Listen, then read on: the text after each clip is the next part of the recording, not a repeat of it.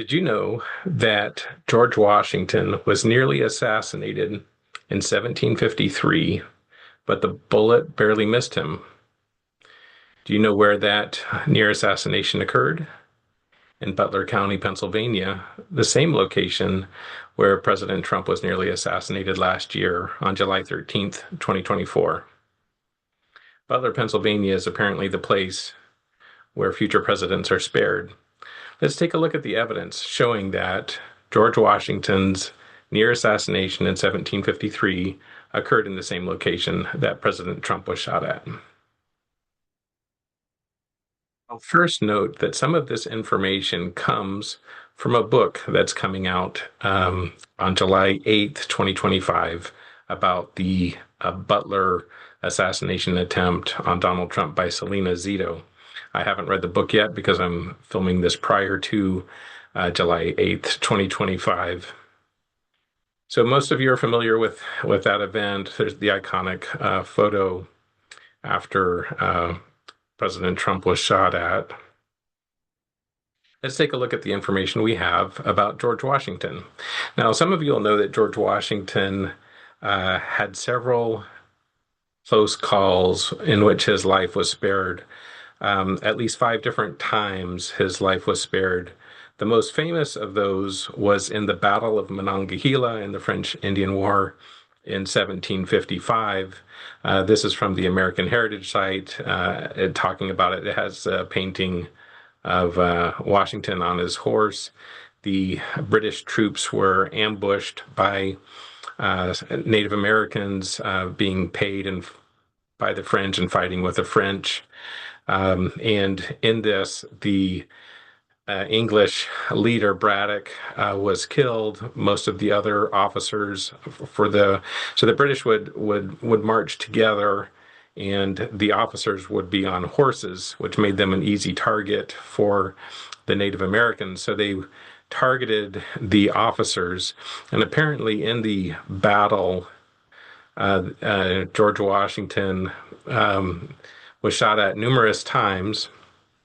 It ended up that his horse underneath him was killed. He ended up mounting a different horse and trying to rally the troops. That horse was also killed.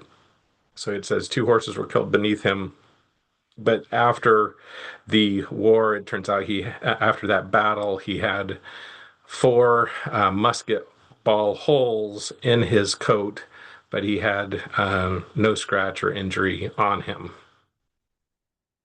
And this is the most famous event in which George Washington's name became well known for his preservation and his remarkable leadership. He was considered a hero, even though the British actually lost this particular battle in regathering the troops and then being able to retreat and survive. He was considered a hero, and his name became well known for this one, and then also the prior event that we'll talk about in a second, the 2 years prior in 1753.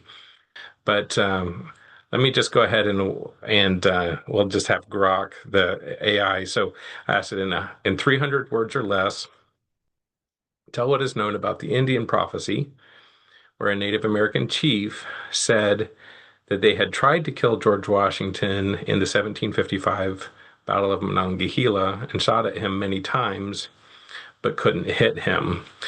So again, this is the battle where he came out. He had 4 bullet holes in his coat. He had no injury on him. And there's an account told by a Native American chief who later, and I think it was in 1770, says that they shot at him at least 17 different times, and they just felt like they couldn't hit him, and that he must be protected by God. It's sort of an interesting story, but we'll let Grok tell us that story there.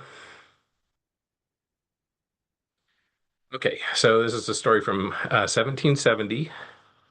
And then according to the account by Dr. James Craig, he talked with a Native American who recounted events from the Battle of Monongahela in July of 1755. Interestingly, almost again the same time frame for here, July 9th versus July 13th with the Trump event. But nevertheless, He said that during this French and Indian War battle, that Washington survived the Native American chief who fought with the French, claimed that his warriors targeted Washington, firing multiple shots, some saying up to 17 shots at him, but none struck him.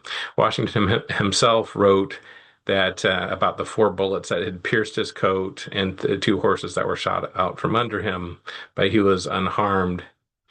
So the Native American, awed by this, that they decided and believed that this man, this English man, George Washington, they considered him English American, um, and the Native American prophesied that Washington must be protected by the Great Spirit and destined to lead a mighty empire as the chief of nations. Washington didn't actually record the prophecy, but this was from an individual, Craig, who talked about it. Okay. Now, uh, just gathering a little bit more information. So George Washington, this is in his letter where he describes that event. He said, "By the all-powerful dispensations of providence," and when he talks about providence, really he's talking about God. "I have been protected beyond all human probability and expectation, for I had the 4 bullets through my coat and 2 horses shot out under me, and yet escaped unhurt, although death was leveling my companions on every side." Okay, so that was the most famous event about him escaping death and being protected. But it wasn't the first time, the first assassination attempt against him, and the first time that he was spared. The first time is the one we'll focus on today, which was in 1753, when Washington was only 21 years old and was a major in the British Army. And this is just prior to the French and Indian War. So what had happened is the English had settled the eastern colonies, whereas the French had gone up the Mississippi and down the St. Lawrence, and so sort of had that western area. And then there was the Ohio River Valley, which became a disputed territory. The English felt that it was theirs; they had claim to it. The French felt that it was theirs, and they had claim to it, and that triggered the French and Indian War, where the French paid and used the Native Americans as mercenaries to help them. And it was the French and Native Americans fighting against the British in the French and Indian War. Now, the French and Indian War started in May of 1754. So this account about Washington was from the winter, the end of 1753, so about 5, 6 months prior to the war occurring. At that point, the British were making claimed that the Ohio River Valley was theirs, and rejected the French claims to it. But the French also made a claim, or were claiming rights to it as well. And so when Washington was only 21 years old, he was sent by the Virginia governor to go meet with the French military leader, and it was up in the Ohio area, I think up near Lake Erie area. And Washington was supposed to go up there, meet with a French leader, tell them that that you need to back out. We've heard that you've started to build some forts up there. You needed to back out. The Ohio River Valley area, that Ohio area, belongs to England. And he was a major at that time. Major Washington was sent essentially by himself, just with a guide and maybe one other person. But he goes up to meet with the French. He meets with the French general. The French general says nice things, but does assert a French claim to the Ohio River Valley. But Washington, even though the French general acts nice, in his journal, Washington describes how he heard the French men talking, and they were clearly planning for war against the British. And it was also became clear that they were paying and enlisting and making friends with the Native Americans to help them to fight against the British. So the French were in the process of preparing for war and building forts and making those connections. So when Washington sees that, he starts to head back and he wants to hurry back to let the English, let his leaders know the situation. And it was on the way back that a Native American tries to assassinate him. It's pretty clear, although we don't know for sure the account, but it's pretty clear that the French had paid the Native Americans, some Native Americans, to kill or assassinate Major Washington, George Washington, so that he couldn't bring back that message about the French preparing for war. But he survives, he gets back, and then the war starts about 5 months later in May of 1754. Okay, so some of this account will be taken from the Journal of George Washington. And let me zoom out a little bit. So this is the Journal of George Washington, which was actually published in 1754. So when he comes back and he tells the account, the Virginia governor asks him to write it up, and it's published, and then it actually gets sent through England as well. And so that England then goes to war with the French. But so George Washington, even from just age 21, already becomes well known among the English, and was much liked at that time. And it is part of the reason he was respected and feared later in the Revolutionary War. Okay, so this is from the Journal of George Washington. And what I'm going to do is I'm just going to show you a couple of things from his account, which shows where the assassination took place, which turns out was in that Butler, Pennsylvania area. So he has a map in it, and in the map, he's describing the trail back, and what he describes is leaving for the relevant time period, leaving from this location, which is currently in the Franklin, Pennsylvania area, and he's heading to what they call the Forks of the Ohio, which now sometimes is referred to the Three Rivers. Like if you're familiar with Pittsburgh's Three Rivers Stadium, it's where the Monongahela comes north and the Allegheny comes south, and then together they form the Ohio River flowing out west. It's a strategic point. This is where Pittsburgh is. So he was going from Franklin, Pennsylvania, south to Pittsburgh, Pennsylvania. He departed, according to the journal, on December 23rd, 1753. They get down to the Pittsburgh area about December 29, 1753. And about two-thirds of the way through the journey is when the attempted assassination takes place, which would put it two-thirds of the way from Franklin to the Pittsburgh area, would put it right at the Butler County, Pennsylvania area. So let's take a look at that. I'll just show you from his journal. So we'll jump up here to, I think it was page 26 in his journal. Okay, yeah, it starts on, so this was, when he says the 23rd, this was December 23rd of 1753, and he talks about how they set off, they had troubles with the horses, so they had to then travel by foot, carrying their packs. And then on the next page, he says, okay, so on Wednesday the 26th, it talks about a stop that they made.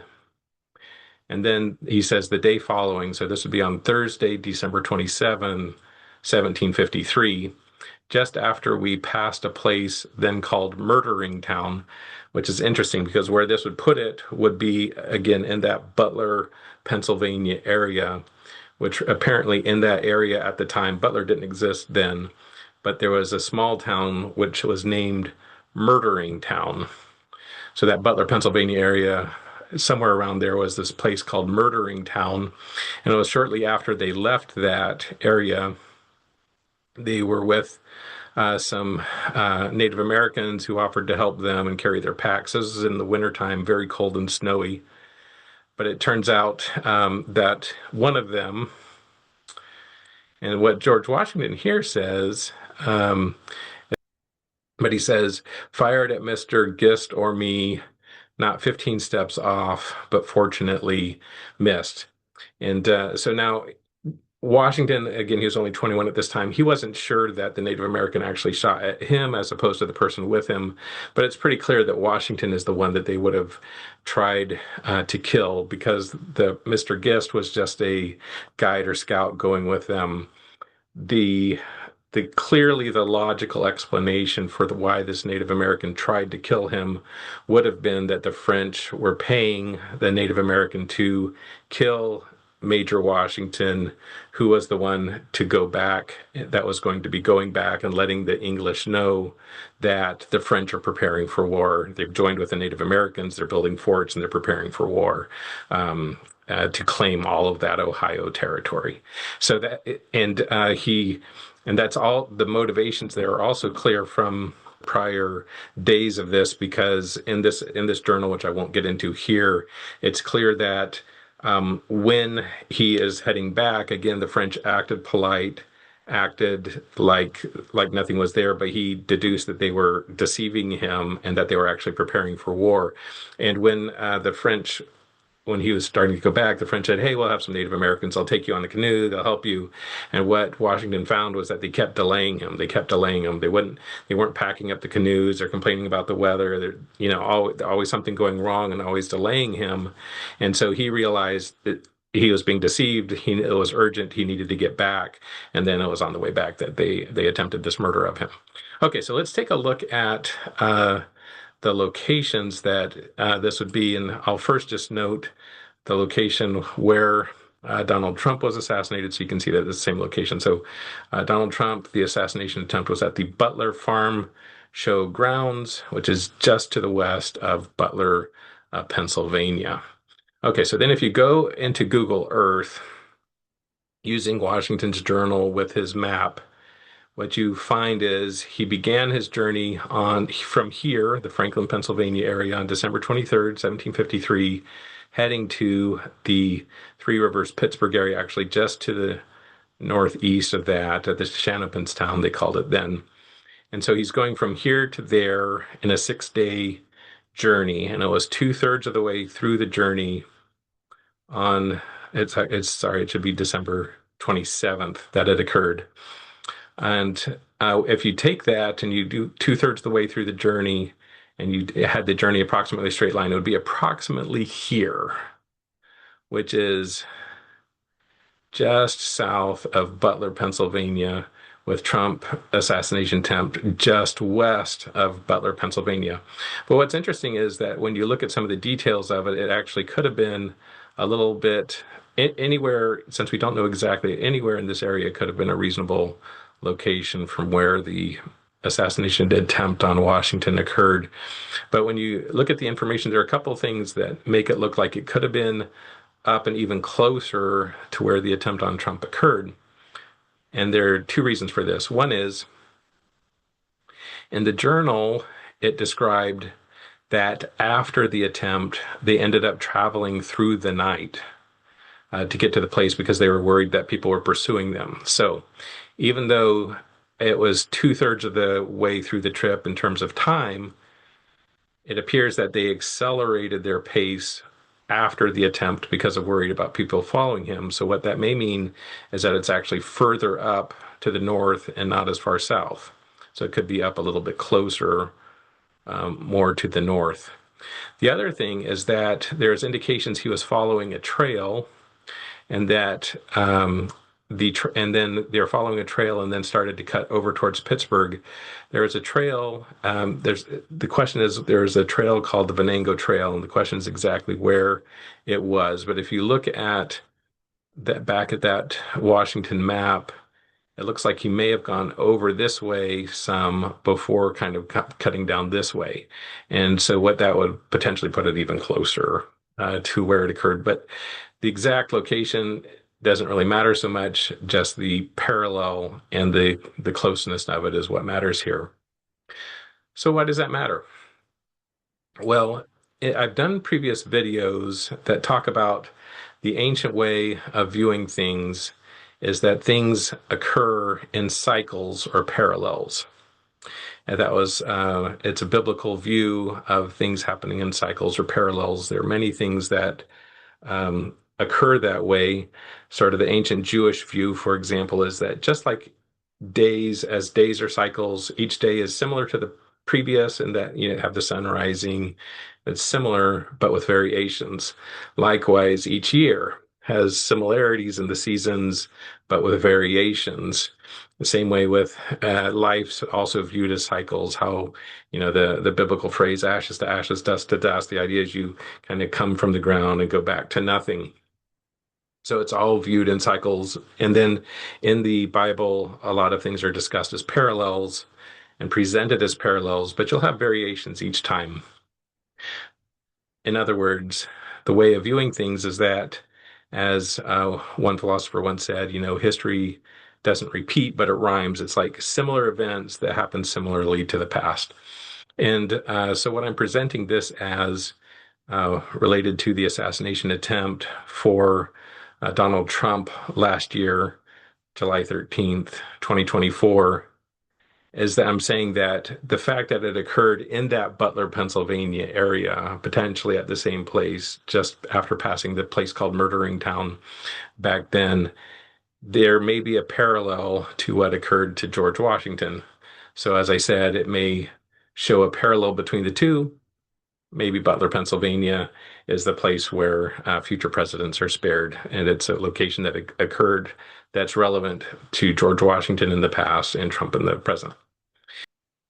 So anyway, these are just thoughts. Let me know what you think. Thanks.